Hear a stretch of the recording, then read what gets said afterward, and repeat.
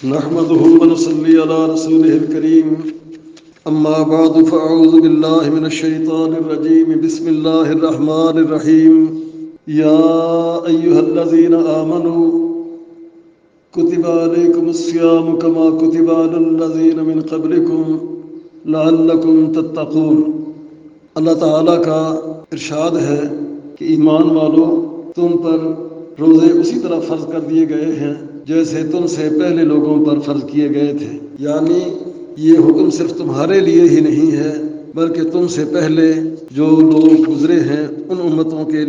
لیے بھی روزے کا حکم اللہ تعالیٰ کی طرف سے آیا تھا۔ یاد رہے کہ اللہ تعالیٰ کے ہاں وہی عمل مقبول ہوتا ہے جو خالص اللہ تعالیٰ کے لیے کیا جائے اور اللہ کو راضی کرنا، اللہ تعالیٰ کی خوشنودی اور رضا حاصل کرنا مقصود ہو۔ اس حوالے سے مشہور حدیث ہے، سیدنا عمر ابن الخطاب رضی اللہ تعالی عنہ فرماتے ہیں کہ میں نے رسول اللہ صلی اللہ علیہ وسلم کو ارشاد فرماتے ہوئے سنا کہ تمام اعمال کا دار و مدار نیتوں پر ہے اور ہر شخص کو اس کی نیت کے مطابق جزا دی جائے گی۔ پھر مثال دے کر فرمایا کہ جس کی ہجرت اللہ تعالی اور اس کے رسول کے لیے ہو تو اس کی ہجرت اللہ تعالی اور اس کے رسول ہی کے لیے ہے، یعنی اس کی ہجرت اللہ اور اس کے رسول کے ہاں مقبول ہے۔ اور جس آدمی کی ہجرت حصول دنیا کے لیے یا کسی عورت سے نکاح کرنے کی غرض سے ہو تو اس کی ہجرت اسی چیز کے لیے ہے جس چیز کے حصول کے لیے اس نے ہجرت کی۔ تو اس سے پتہ چلا کہ ہر عمل کرتے ہوئے نیت کا صحیح ہونا اور نیت کا درست ہونا ضروری ہے۔ نیت کی درستی سے مراد یہ ہے کہ نیک عمل محض اللہ تعالیٰ کی رضا کے لیے کیا جائے، کسی کے خوف سے یا کسی کی خوشنودی کے لیے نہ ہو، یا لوگوں میں شہرت، نیک نامی یا دنیاوی منفعت کا لالچ بھی نہ ہو۔ اگر کوئی عمل اللہ تعالیٰ کی رضا کی بجائے کسی شخص کی خوشنودی یا لوگوں میں عزت و شہرت اور نام و نمود یا مزید کسی دنیاوی لالچ و غرض کی خاطر کیا جائے تو یہ نیت کی خرابی شمار ہوگی۔ اسی حدیث میں رسول اللہ صلی اللہ علیہ وسلم نے یہی چیز ایک مثال دے کر واضح فرمائی کہ کوئی آدمی ہجرت جیسا عظیم عمل محض اللہ تعالیٰ کی رضا اور اس کے رسول کی اطاعت و محبت کے لیے کرے تو اس کی ہجرت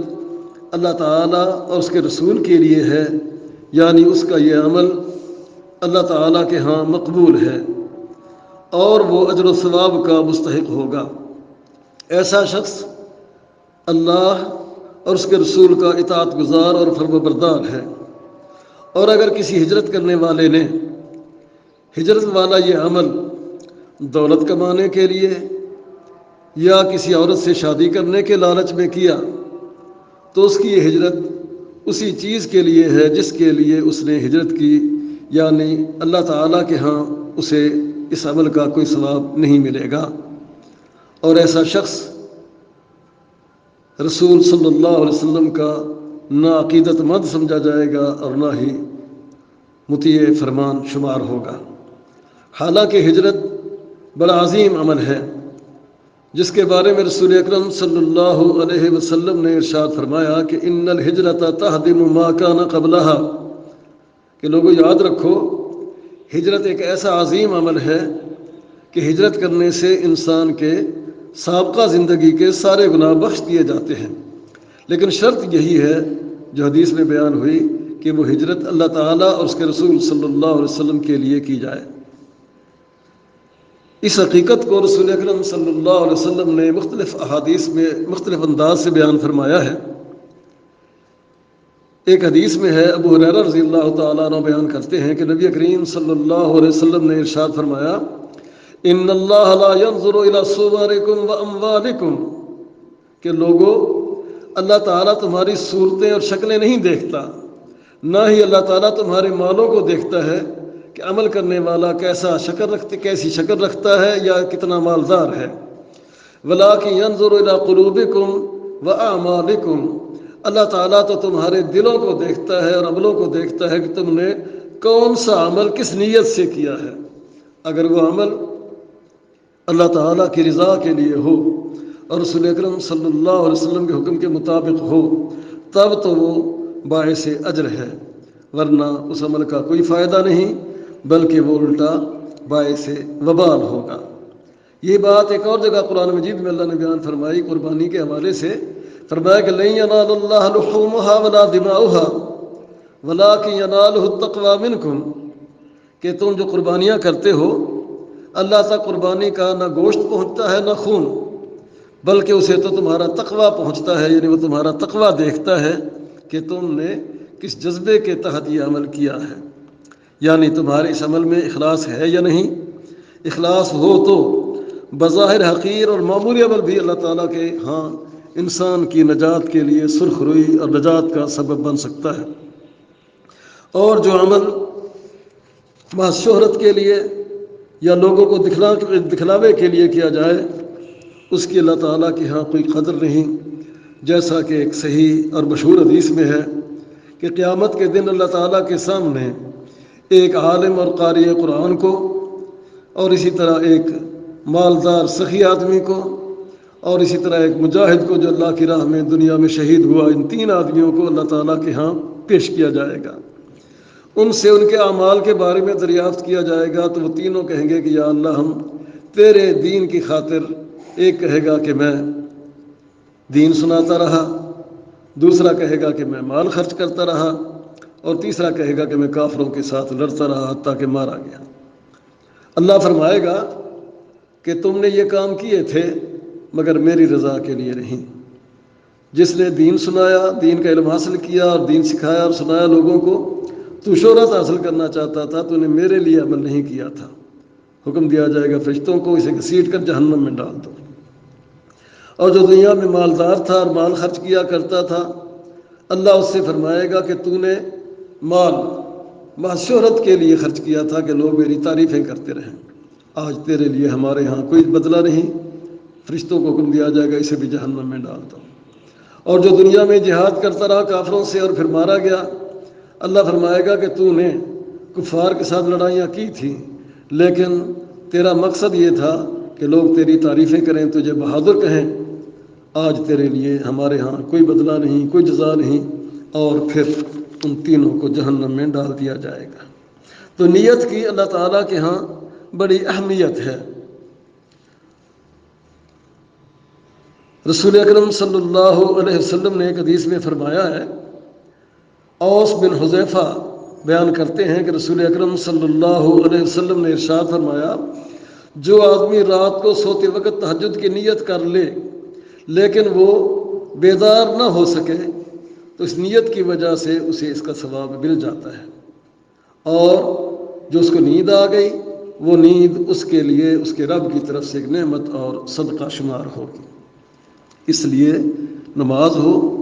روزہ ہو یا کوئی سا عمل ہو، اس کے لیے نیت کا خالص ہونا انتہائی لازم اور ضروری ہے۔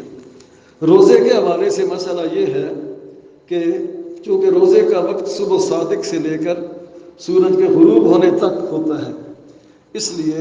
صبح صادق ہونے سے پہلے پہلے رات کے کسی حصے میں روزے کی نیت کر لینی چاہیے۔ ام المومنین سیدہ حفصہ رضی اللہ تعالیٰ عنہ کا بیان ہے کہ رسول اللہ صلی اللہ علیہ وسلم نے ارشاد فرمایا، جو آدمی رات ہی کو یعنی صبح صادق سے پہلے روزے کا پختہ ارادہ نہ کر لے اس کا کوئی روزہ نہیں ہے، کیونکہ روزہ کا پورا وقت جو ہے وہ صبح صادق سے طلوع ہوتا ہے، اور کوئی آدمی صبح صادق کے بعد روزے کی نیت کرے گا تو وہ چاہے 5 منٹ ہوں یا 10 منٹ ہوں یا 20 منٹ، وہ وقت اس کا بغیر نیت کے گزرے گا اور وہ دن اس کا مکمل روزہ شمار نہیں ہوگا۔ یہ تو فرض روزے کے لیے حکم ہے کہ صبح صادق کے طلوع ہونے سے پہلے پہلے رات کے کسی حصے میں روزے کی نیت کر لی جائے، یہ فرض روزے کے بارے میں ہے۔ البتہ نفلی روزے کے حوالے سے اجازت ہے کہ اگر کسی نے صبح روزے کی نیت نہیں کی، نفلی روزے کی، اور دن کے کسی حصے میں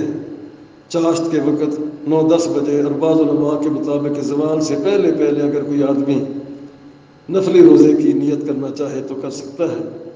ام المومنین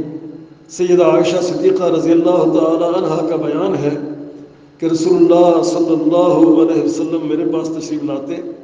دریافت فرماتے کہ کیا تمہارے پاس کھانے کی کوئی چیز ہے؟ اور ہم کہتے کہ آج تو گھر میں کھانے کے لیے کچھ نہیں، تو آپ فرماتے چلو میں روزہ رکھ لیتا ہوں، میں روزے کی نیت کر لیتا ہوں۔ تو پتہ چلا کہ فرض روزے کی نیت فجر سے پہلے پہلے کرنا ضروری ہے، اور نفلی روزے کی نیت فجر کے بعد چاشت جیسے آج کل 10-11 بجے تک بھی نیت کی جا سکتی ہے۔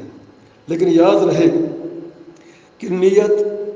دل کے عزم و ارادے کا نام ہے۔ نماز، روزہ جیسی عبادات کے لیے نبی کریم صلی اللہ علیہ وآلہ وسلم سے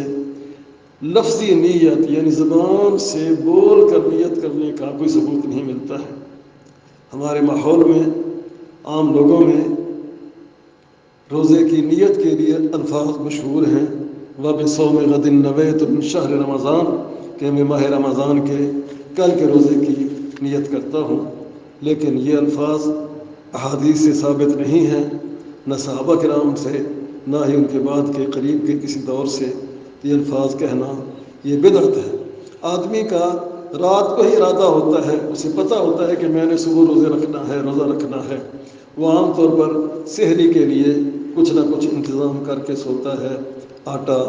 روٹی، سالن، چائے، دودھ وغیرہ کا عام طور پر انتظام کر کے سوتا ہے۔ تو یہ روزے کی نیت ہوتی ہے کہ اس کا روزہ رکھنے کا ارادہ ہے اور نیت ہے۔ نیت ارادے کو کہا جاتا ہے، منہ سے زبان سے بول کر نیت کرنا اس کا شریعت میں کوئی ثبوت نہیں ملتا ہے، لہٰذا اس سے بچنا چاہیے۔ اللہ تعالی ہمیں ہر عمل اخلاص کے ساتھ اور رسول اکرم صلی اللہ علیہ وآلہ وسلم کی سنت کے مطابق ادا کرنے کی توفیق عطا فرمائے۔ اقول قولی ھذا وآخر دعوانا ان الحمد للہ رب العالمین۔ علماء و عوام میں حائل خلیج دور کرنے کی ایک منفرد کاوش۔